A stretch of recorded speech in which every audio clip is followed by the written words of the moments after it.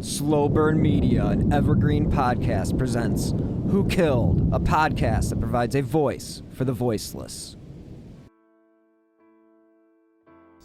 His group of followers broke from the church and became known as the Lundgren commune, operating out of the farmhouse and barn along Route 6. I would say it was very much cult-like. He saw himself as the spiritual leader. Dennis and Cheryl Avery and their 3 daughters were among his followers. They were a family that needed somebody to kind of tell them what to do and when to do it, and it seemed, and I think Jeff fulfilled that. One body at a time. Slowly, paramedics and firemen carried the 5 out of the barn tonight. It took about 8 hours for local police and federal agents to dig through the floor of the barn and exhume the bodies. It's total mud, flood, clay. Police aren't saying how they were killed, but the killer had gagged and bound the victims with electrical duct tape. They were then buried under a layer of clay, a layer of stone, and a layer of dirt. Police believe the family was killed and buried in April of 1989. For a year and 9 months, the Kirtland Police Department has been investigating several families who lived together in this house, including the Averys and Jeff Lundgren's family. Police believe Lundgren is the leader of a religious cult responsible for the killings. Hello and welcome to episode 141 of Who Killed. I am your host, Bill Huffman, and this is a Slow Burn Media and Evergreen Podcast production. I hope everyone has had a great week, and on this week's episode, we are going to conclude our look into the Kirtland cult killings and the murder of the Avery family. I'm going to explore the reasons for this family's execution and what kind of power Jeffrey Lundgren had over his followers. I have questions about what leads people to fall into the crosshairs of a guy like Jeffrey Lundgren. Why did the cult turn on this particular family? How was the group able to keep these murders a secret for almost 8 months before someone came forward? Amanda Garrett and Maggie Martin from the Cleveland Plain Dealer did a great job covering this case in their 10-year anniversary article, and I will be quoting some of that article in this episode, as well as the opinions from the Ohio Supreme Court, the Associated Press, and Reuters. In December 1989, it was disgruntled cult member Larry Keith Johnson who went to authorities in Kansas City, Missouri. According to court documents, Johnson was angry with his wife, Catherine, because she had been selected by Lundgren to become his second wife in the polygamist tradition. Johnson even drew a map of the barn showing where the bodies were buried, and this is according to the News Herald. The Associated Press also reported that the Avery's bodies were discovered the first week of January 1990, setting off a nationwide manhunt for Lundgren and his remaining followers. As a refresher, and according to the Ohio Supreme Court, Lundgren was born in Missouri and raised in the Reorganized Church of Jesus Christ of Latter-day Saints, RLDS. While attending college, Lundgren met and married his wife, Alice. Now, of course, he was unsuccessful in school, and therefore Lundgren joined the Navy. He served in the Vietnam War in the early 1970s. Now, he was honorably discharged in 1974. Again, he settled in San Diego originally, and then he unsuccessfully held a series of hospital maintenance and other jobs in Missouri. Lundgren's religious beliefs, although the RLDS, headquartered in Independence, Missouri, differs from the Utah-based Mormon Church. Both religions trace their origins to the prophet Joseph Smith, Jr., who published the Book of Mormon in 1830. And again, during the 1830s, Smith moved to Kirtland, Ohio, and built the Kirtland Temple, which is now managed by the RLDS. And it was in the summer of 1984 when Lundgren and his family moved from Missouri to Kirtland so that Lundgren could serve as a senior temple guide, a job that had no pay but did include family lodging. Lundgren initially attracted favorable attention in his Sunday school classes and as a guide.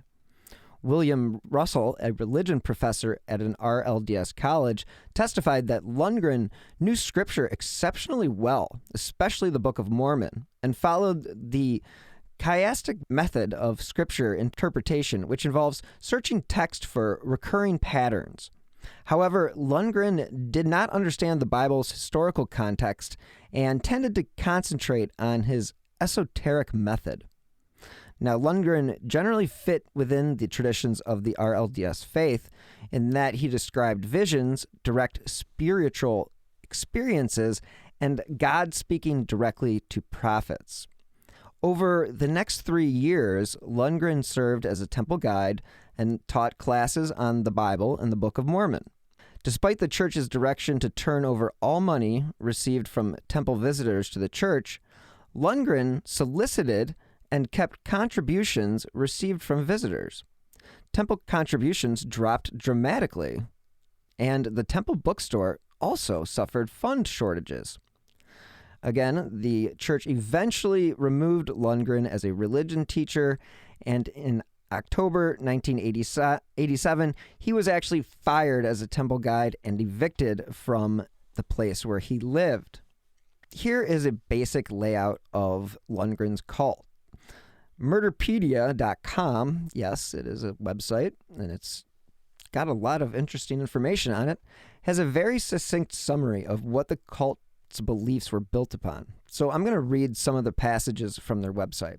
Quote, Lundgren and about 24 followers had broken away from the Reorganized Church of Jesus Christ of Latter-day Saints, now called the Community of Christ, a small church that splintered from the mainstream Mormon church. His group believed doomsday was near. Reports state from 1985 on, Lundgren had a certain charisma that was able to get people to think he was more than just a man. And again, this was probably because he was very educated about religion, and this became an attractive element as he was building a group of people who would eventually become his followers. Now, he was able to convince Kevin Curry and Sharon Blunchley to move in with the family, as did Richard Brand, Daniel Kraft, Gregory Winship, and Debbie Olivares eventually came in April 1988. In a disturbing aspect of their life, these people were living in Lundgren's home, and they would call him Dad, and they contributed their paychecks and other money for common group expenses. 2 couples, Ron and Susan Luff, and Dennis and Tanya Patrick, also contributed money but did not live with Lundgrens. In the spring of 1987, the Avery family moved from Missouri to follow Lundgren's teaching. Again, the Avery family included Dennis, who was 49, Cheryl, 46, daughters Trina, age 15, Rebecca, 13, and Karen, 7. Unlucky name.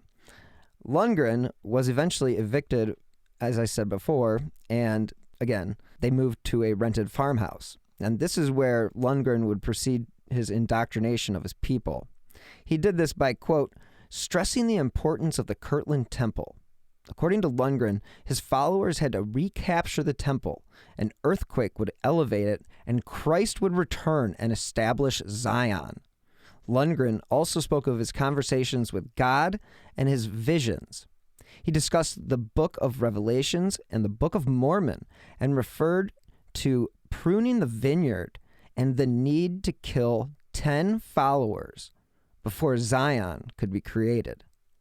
As I mentioned in the first episode, it was around this time that the men in the group started dressing like paramilitary militiamen, basically, and they were training to take over the temple. And again, Lundgren picked May 3rd of all days, 1988, which just so happened to be his birthday. It must be a cult leader thing, as the day to recapture the temple, but later decided it was not time yet. The Avery's family was, quote, on the fringe of the group and were invited to only a few of Lundgren's prayer meetings. By October 1988, the RLDS church had excommunicated Lundgren. In early 1989, Lundgren was stressing the need for his followers to go on a wilderness trip before Zion would be possible. Lundgren may have been losing his grip on his followers because both Kevin Curry and another follower, Shar Olson, left the group, but he replaced them with Catherine and one Larry Johnson. From 1988 to 1989, the group became more and more radical. Lundgren would tell his followers they would need to begin preparing for the end times. He also convinced his followers the group would soon elevate to Zion again, as I mentioned before, if they committed a certain act for him. According to this Ohio Supreme Court, it was in April 1989, at Lundgren's direction, the group began preparing for their wilderness trip. Those who worked left their jobs and bought provisions. Lundgren encouraged all of the followers to use up any of their available credit cards. All the group members, including the Averys, gathered their worldly possessions. Around April 12th, 2 or 3 of the followers secretly began digging a 6 by 7 foot pit in the dirt floor of Lundgren's barn. Lundgren told Cheryl Avery to write and tell her family that they were going to Wyoming. Then Lundgren invited the Averys to dinner. And again, in the first episode, we talked about how they had made it clear that they were going to Wyoming. Well, apparently that was actually staged by one cult leader. On April 17th, 1989, Dennis, Cheryl, and their 3 daughters ate at the Lundgren farmhouse. It was after dinner. Lundgren went out to the barn with his son, Damon, as well as 4 followers. That would be Brand, Kraft, Winship, and his right-hand man, Ron Luff. The Averys stayed in the house with the women and children. At Lundgren's direction, Luff individually led each family member out to the barn, where each was bound and gagged by the men. After the men placed each Avery family member into the pit, Lundgren shot each person 2 or 3 times with a .45 caliber semi-automatic weapon. The men then filled the pit with dirt and stones. Afterwards, Lundgren and the others went back into the farmhouse and held a prayer meeting. Lundgren killed the Avery family both because of a message he felt he got from God and because he saw the family as disloyal for not pooling their finances into a common church fund. Now, the thought of these followers returning to the scene of the crime is just beyond disturbing, but just goes to show you how much control Lundgren had over these people. In an extreme example of tragic irony, the day after the murders, police officers and FBI agents visited the Lundgren farm to investigate reports about the planned temple assault. If they would have come any other day before the 17th, there is a chance, I'm not saying it's a big chance, but there is a chance that the Avery family may still be alive. Everyone interviewed said they were at the farm voluntarily and denied knowing anything about any plans to assault the temple. So the FBI left without arresting anyone. And like any smart cult, this was a sign for the group to leave town. So the group slipped away to begin their wilderness trip. Mountain campsites near Davis, West Virginia, were picked by Lundgren, and the group lived in tents through October 1989. In order to maintain the cult's finances, some of the women followers took jobs while in West Virginia, and the men continued their paramilitary exercises. In a classic cult leader move, Lundgren wanted a new wife and chose Tanya Patrick.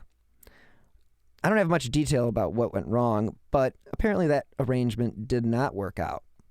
And it was when Lundgren went to Katherine Johnson and wanted to make her his second wife that he kind of made the wrong decision.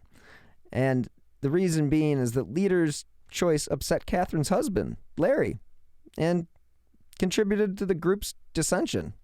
So by October 1989, Lundgren and his family and about 10 of those followers moved to Missouri.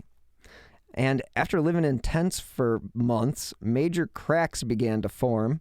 And by the end of December 1989, Larry Johnson was so sick of it, he finally contacted federal authorities and told him about the murders.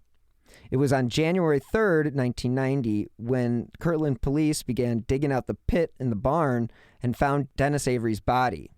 Police uncovered the other Avery family members' bodies the following day. And as I said before, Lundgren had shot Dennis twice in the back and Cheryl 3 times in the torso. This gets a little graphic. He shot Trina once in the head and twice in the body, Rebecca in the back and thigh, and Karen in the head and chest. The coroner found silver duct tape wrapped around the victims' heads, hands, and feet. The origin of the 2 damaged bullets found at the scene was unknown, but police discovered that a .45 caliber semi-automatic weapon belonging to Lundgren had been fired and basically was the murder weapon. It is believed that Lundgren had bought the weapon with Avery's credit card in 1987 and sold it in West Virginia in October 1989. It didn't take long for authorities to track down the cult leader and his wife after uncovering the crimes. It was actually only 4 days that this manhunt lasted. And it was on January 7th, 1990, when federal investigators arrested Jeffrey Lundgren and his wife in San Diego, California. They would be extradited back to Cleveland to face murder charges. Lundgren's wife and son, along with 10 other cult members, were indicted on charges related to the murder of the 5 members of the Avery family, according to the News Herald. Most would eventually plead guilty and cooperate with the prosecution in exchange for lighter sentences. NBC News reported that at the trial, Lundgren was unrepentant and resolute in his convictions, telling the jury, quote, "It's not a figment of my imagination that I can, in fact, talk to God. And I am a prophet of God, and I am even more than a prophet." On August 29th, after deliberating for just 2 hours, the jury found Lundgren guilty on 5 counts, each of aggravated murder and kidnapping. Weeks later, he would be sentenced to death. In addition to Jeffrey Lundgren, his wife, Alice, and son Damon would also be sentenced to life in prison on aggravated murder and kidnapping charges, as would Ronald Luff and Daniel Kraft, because they were in the barn when the Averys were shot dead. Richard Brand and Greg Winship pleaded guilty and were paroled in 2010 after spending nearly 20 years behind bars. As were cult members Sharon Bletchley, Susan Luff, and Deborah Olivares. Katherine Johnson was sentenced to a year in prison after pleading guilty to obstruction and was released in 1991. So, just to give you a quick rundown of these accomplices, you had Alice Lundgren. She had 5 counts of murder, 5 counts of kidnapping. She was sentenced to 150 years to life. Damon Lundgren, aggravated murder, 4 counts. Kidnapping, 4 counts, 120 years to life. Ronald Luff, aggravated murder, 5 counts. Kidnapping, 5 counts, 170 years to life. Daniel Kraft, 50 years to life. Gregory Winship, 15 years to life. Richard Brand, 15 years to life. Sharon Bletchley, 7 to 25 years. Deborah Olivares, 7 to 25 years. Susan Luff, 7 to 25 years. As I said, Katherine Johnson, 1 year. Dennis Patrick, 18 months. Tanya Patrick, 18 months.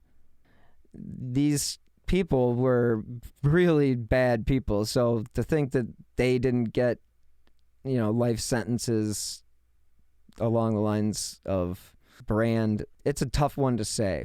But as I mentioned at the beginning of this episode, the duo of Amanda Garrett and Maggie Martin wrote an incredible article called 10 Years Later, Kirtland Cult Members Break Their Silence in the Cleveland Plain Dealer on April 11th, 1999.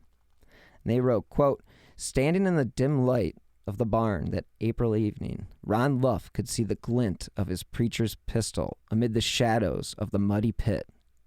Even before Jeffrey Lundgren cocked the gun's hammer, Luff knew what was going to happen. Lundgren was going to shoot and kill 5 members of his congregation, a mother and father, and their 3 school-age daughters, sacrificing them in the name of the Lord. The massacre was unavoidable, Luff thought, and though he could have tried, he did nothing to intervene in what would come to be known as the Kirtland cult slaying." This week's episode is sponsored by HelloFresh. With HelloFresh, you get farm-fresh, pre-portioned ingredients and seasonal recipes delivered right to your doorstep. Skip trips to the grocery store and count on HelloFresh to make home cooking easy, fun, and affordable. That's why it's America's #1 meal kit. This summer, HelloFresh is here to take the work out of eating well. Reach your goals with delicious, calorie-smart and protein-smart lunch and dinner options, plus new vegan recipes too. HelloFresh makes entertaining easy with a selection of crowd-pleasing eats like their bratwurst bar with caramelized onions, Dijonnaise slaw, and pineapple relish, or a snack board with pretzel bites, spiced bar nuts, and hot honey peach jam. So go to HelloFresh.com/WhoKilled16 and use the code WhoKilled16 for 16 free meals plus free shipping. Again, go to HelloFresh.com/WhoKilled16 and use WhoKilled16 for 16 meals plus free shipping. Let's hear from this week's sponsor, BetterHelp.com.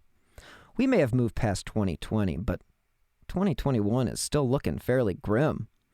But today I'm happy to tell you about BetterHelp.com. Because if there's anything holding you back or interfering with your happiness, BetterHelp Online Counseling is there for you. You can connect with a professional counselor in a safe and private online environment. And it's really convenient because in this current state that we live in, it just has to be. So now you can get help on your own time at your own pace. All you have to do is schedule a secure video or phone session, or you can chat and text with your therapist. BetterHelp really is there for you. They have over 3,000 U.S. licensed therapists across all 50 states. And if, for whatever reason, you aren't happy with your counselor, you can request a new one at any time. So if you're suffering from depression or anxiety, stress, anger, relationship issues, heck, you're not getting a good night's sleep, or have LGBT matters, or just low self-esteem, they literally have a licensed professional counselor for you. And of course, everything you share is confidential. The thing I like the most is it's actually affordable. And Who Killed listeners get 10% off their first month with the discount code WHO. So why not get started today? Go to betterhelp.com/WHO. All you have to do is fill out a questionnaire to help them assess your needs, and then you get matched with a counselor you'll love. Again, for 10% off, go to betterhelp.com/WHO. Quote, "I've been through that scenario 100 times or more," Luff said during a recent prison interview with the Martin and Garrett duo. "I could have put them in a car and taken off, but that was not even a consideration. It wasn't even a viable option." And until recently, and this is in the article, none of the cult members had spoken. It was basically silence for 10 years. So Garrett and Martin wrote, as the 10th anniversary on April 17th draws near, several members have broken their silence, offering for the first time a glimpse into the worlds they shattered, both then and now. Their reflections, along with those of police, prosecutors, and others wrapped up in Lundgren's convoluted quest for Zion, reveal an often tragic tale that continues long after the murders. The duo goes on to say, while intense and prolonged publicity surrounding the case made several political, clerical, and church careers, the Kirtland cult broke many more lives. As I mentioned in the first episode, the destruction of the Lundgren family was left behind in Kirtland was sprawling. And they write, out of the ruin, some have found ways to forgive both themselves and cult members for what happened. Others have tried to move on, realizing there may be no answers to the questions that linger. Quote, "I still don't know what happened," says Susan Luff, Ron Luff's estranged wife. "Something went terribly wrong." Kirtland may be a semi-rural village, home to just 6,000 residents, but to members of the RLDS church, the community is a sort of mecca and a historic destination that they travel hundreds of miles to visit, so they might reconnect with the birthplace of their faith. Martin and Garrett go on to write, most Kirtland residents didn't notice the pilgrimage, or at least they didn't until it was found itself at the center stage in a drama built around murder, power, and religious fervor. Quote, "We were supposed to help the hungry. We were supposed to help the poor," recalls Susan Luff, sitting on a sun porch at the Ohio Reformatory for Women in Marysville, a sprawling stone and brick campus ringed with coils and barbed wire northwest of Columbus. Quote, "Of course, none of that happened. Instead, cult members served only Jeffrey Lundgren, who wanted all their money, and time and again put a gun to their heads if they complained." In Martin and Garrett's deep dive, they give a great amount of detail about the day-to-day lives of the members. Reading from their article, by day, most of Lundgren's followers worked routine jobs. One was a nurse at a Cleveland hospital, another worked for the Mentor City engineer's office, and a third worked for the Cleveland Electric Illuminating Company. When work ended, they all gathered at Lundgren's rented farmhouse for scripture studies.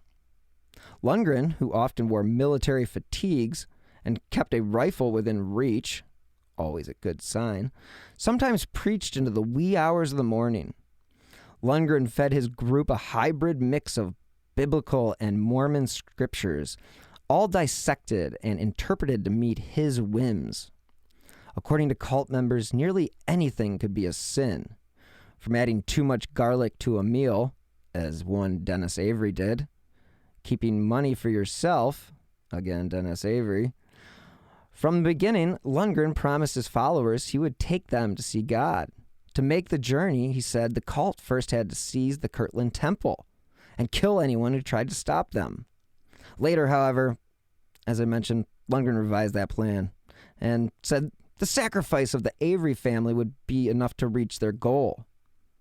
Since going to prison, none of the cult members had shared their stories about those days, but Susan and Ron Luff had agreed late last month, again, this is in the article, to talk about the killings and the aftermath. They live in prisons more than 100 miles apart, haven't communicated since 1992, and are seeking a divorce. Both now denounce Lundgren as manipulative and deluded, but each has found a very different way of coping with the past and the future. Where Ron Luff has taken solace in leaving the church and sinking himself into mainstream Christianity, his estranged wife has found comfort in the realm of self-help books and therapy. Quote, "I'm doing everything I can to give back to society." With her clean, scrubbed face and khaki trousers, Susan Luff looks and sounds more like a suburban housewife than a prison inmate. When she's not thinking about her two children, Matthew, now 17, and Amy, 14, praying or helping fellow inmates boost their self-esteem, she's making crafts for the needy, including hundreds of stuffed rabbits out of washcloths. Quote, "I'm doing everything I can to give back to society," Luff said. As strange as it may seem now, she said helping others had always been her intent. Never, Luff said, did she mean to hurt anyone. Yet, 10 years ago, she and the other women in the cult entertained the Avery's children in a farmhouse near the barn while their parents were being killed. Later, the women let the men in the cult lead Rebecca, Trina, and Karen Avery out to their deaths as well. Again, they just did an incredible job researching this article, and so kudos to the plain dealer. Wish you still were what you were, but times are changing. And again, as I mentioned before, the bodies were unearthed in early January, and authorities learned of the slayings from that tipster, one Larry Johnson. Now, in the days after the murders, Luff fled with the rest of the cult members and was later arrested following that short nationwide manhunt. "I didn't understand any of it," Susan Luff says. Even now, a decade later, Luff says she still doesn't know the particulars about the slayings or the inner workings of the cult. In the aftermath of the arrests, while investigators, prosecutors, and other cult members were asking what happened and why, Luff said she asked only one question. Quote, "Who am I?" And like any good cult leader, he had a right-hand man. And that was, of course, one Ron Luff. Now, this guy, he was in the thick of it, as Martin writes. And on the night of the murders, he not only helped lure the Avery family into the barn, in one of the most sickening images, he carried the youngest girl, Karen, on his shoulders to meet her death. It was only after his arrest and several meetings with cult deprogrammers that the horror of that night became clear. It was after meeting with cult experts before his trial, he slowly realized that everything he thought he knew about God, scriptures, and to some extent himself was wrong. Martin and Garrett go on to say, the only thing certain about Jeffrey Lundgren is that he had a clear desire to live off other people. Luff said he wanted to have people around him who would idolize him as a god and support him as one. The Avery family did both. In a disturbing detail from the fantastic article, it turns out, even before the Averys moved from their Missouri home to join Lundgren, other members of the cult knew they were targeted for death. I spoke about the dissatisfaction Lundgren had with Dennis Avery and his family in part 1, but no one knows exactly why the family was an early target. If you go off what Lundgren said during his trial, he had a vision indicating that God wanted the family sacrificed. But former cult members and those who have studied the group say it's more likely the Averys were killed because they posed some threat to Lundgren. In the first episode, I talked about the Averys selling their home in Missouri. Even though Dennis gave most of that money to Jeffrey Lundgren, he kept some of it for his family, like any smart person would do. But that would be something that Lundgren would later call sinful. And another thing that we talked about in the previous show was that Lundgren felt that Cheryl Avery was too independent and the children were just undisciplined. And those were also sins, according to Lundgren. Garrett and Martin's article goes on to say, Luff recognizes that the Averys were the ultimate victims in Lundgren's scheme. He told the reporters the family could have just as easily ended up in his place, helping to kill others. After all, Luff said, the Averys believed everything that Lundgren preached too. They turned most of their life savings over, bought guns for the group, and hung on Lundgren's every word. But in the end, Luff said, the Averys had to be killed because they had nothing left to give. Quote, Jeff had exhausted them as a resource, Luff said. As the article goes on, the reporters discuss the people involved in the investigation and where they ended up. One assistant Lake County prosecutor was able to make a book deal and cash in. And then there was prosecutor Steve LaTourette, who became a U.S. representative. And he said, quote, when this case became real, it was a nightmare from the start to finish. You had strange twists in the case that were unplanned, but we dealt with them. His success, LaTourette said, not only put Jeffrey Lundgren on death row, but helped propel him into Congress. Hundreds of miles away in Independence, Missouri, sits another man whose career was launched by the case. That is Dale Luffman, former president of the Kirtland stake of the Reorganized Church, and a main player from part 1 of this 2-part series. And he has since risen to the position of apostle, a role he equates to that of a cardinal in the Catholic Church. Quote, I think events like this make or break you. I was lucky. I came to realize the church was as much a victim as the Averys, Luffman said. The RLDS is not the demon here. Some people in the name of God do a lot of crazy things. Jeff used religion for all the wrong reasons. Police Chief Dennis Yarborough died in 1998, but his wife Gail told the paper the investigation was something that he was obsessed with, and both because he was the town's cop and because the family belonged to the Reorganized Church. Former Assistant Lake County prosecutors Karen Lawson and Sandra Dre have gained a conviction in the case of Alice Lundgren. Lawson said she asked to be assigned to this case. Quote, I perceived that she would be part of the inner circle of the cult, and therefore it would be one of the most interesting cases. And it turned out it was one of the most difficult cases because Alice was not at the farm when the murders happened. She had gone shopping. Lawson went on to work in private practice. Dre also went into private practice and said she occasionally thinks about the case. Again, this is a deep, deep dive by Garrett and Martin, so kudos to them for being able to hash out this crazy story. And Dre was a good friend of Yarborough's and said that the chief who passed away in 1998 did not get enough credit for the work on the case. Quote, he helped us understand it. He was able to explain the concepts and perceptions, so we weren't just dealing with the supposed crazies. He explained some of the methods to their madness. And when you have a case as complicated and sprawling as the cult killings, you're going to have members who cut deals, as I mentioned, for less time. And there's also going to be people who've served out their sentence. The Ohio Department of Corrections Parole Board released Richard Brand on March 29th from his 15 years to life sentence in the case, and he was the latest of 4 going free after the 1994 convictions. These guys were all being released. Gregory Winship, Susan Luff, Deborah Olivares, and Sharon Bletchley were all going to be paroled within a year. And the parole board webpage lists Brand to be supervised for 5 years in an interstate compact between authorities. After being refused a release 3 times, Brand won parole the 4th time after victims declined to protest his release.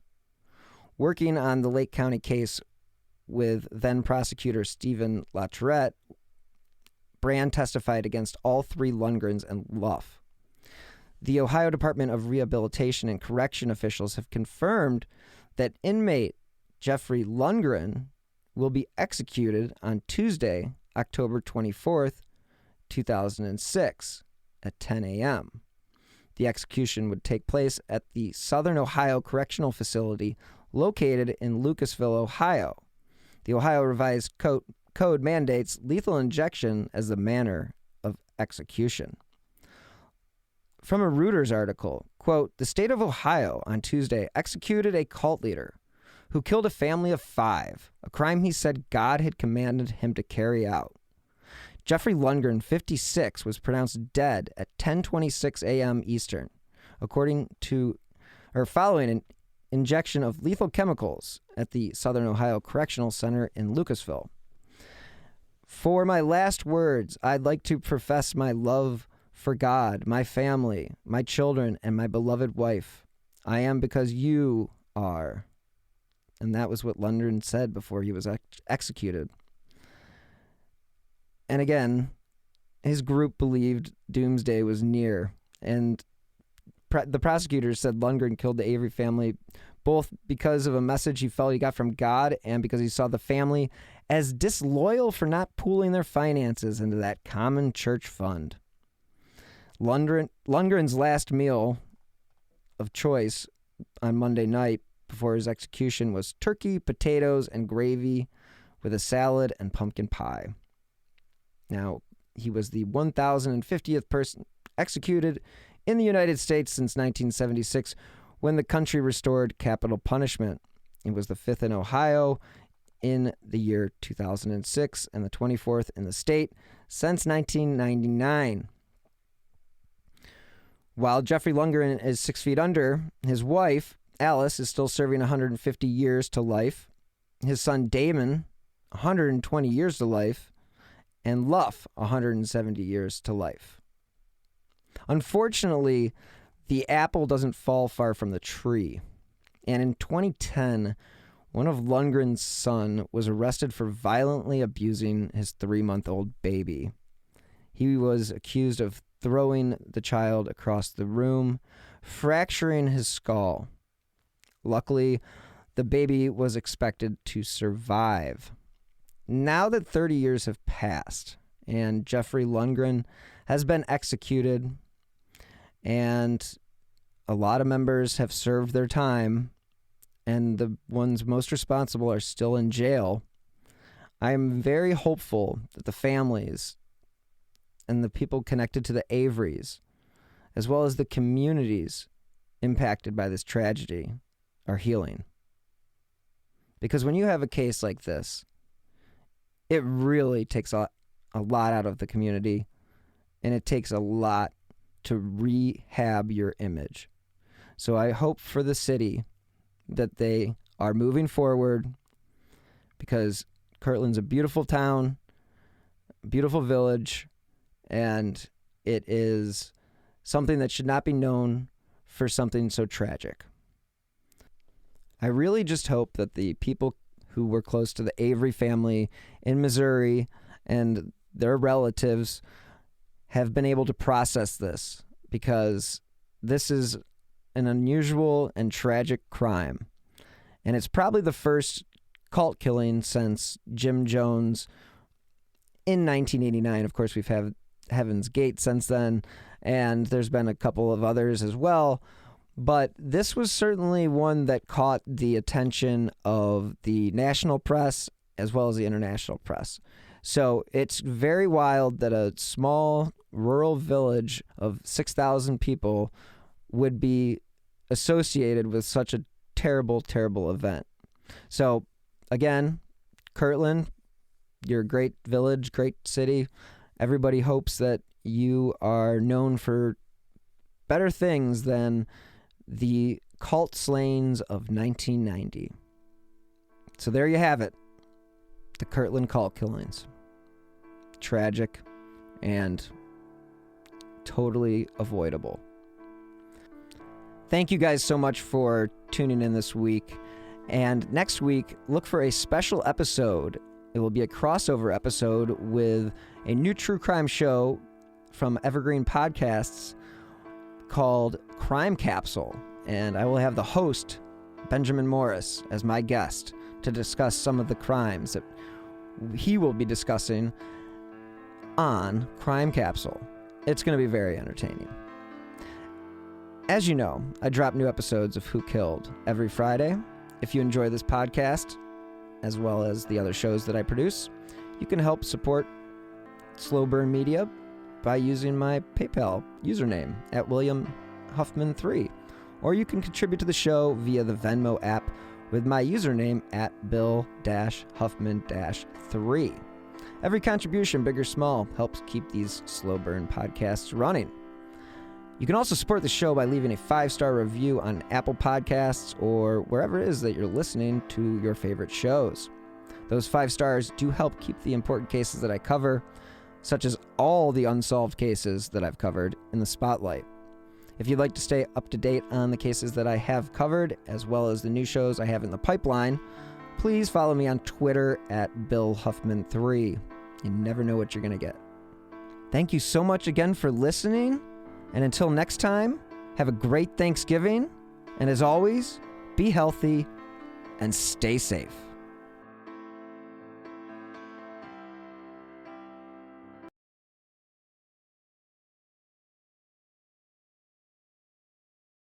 "3 a.m. the comedy horror podcast that holds weekly gatherings around the campfire. Let me tell you what you're going to get. You're going to hear stories about demonic possessions, prison stabbings, skinwalkers, glitches in the Matrix, cult leaders, missing 411, night marchers, Operation Paperclip, Mesopotamian devil worship, and so many monsters it'll give Kanye West a runaway for his money. Pop and meme culture also aren't off topic. A camp where laughs and scares are constantly competing for first place. We're just a group of friends, trying to bust each other's balls, find the best stories, and expand the circle in the process. 3 a.m., the comedy horror podcast not for the faint or fragile of heart. Let's go.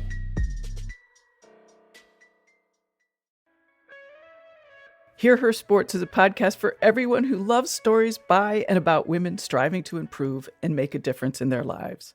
I am your host, Elizabeth Emery, a former professional cyclist. In every episode, I introduce a female athlete or woman in the business of sport through a thoughtful conversation about who they are and the terrific work they're doing. My guests and I explore the glorious and frustrating issues in sports, history, equity, training, nutrition, and so much more. Join us for inspiration, for community, and for love of being a strong, athletic woman.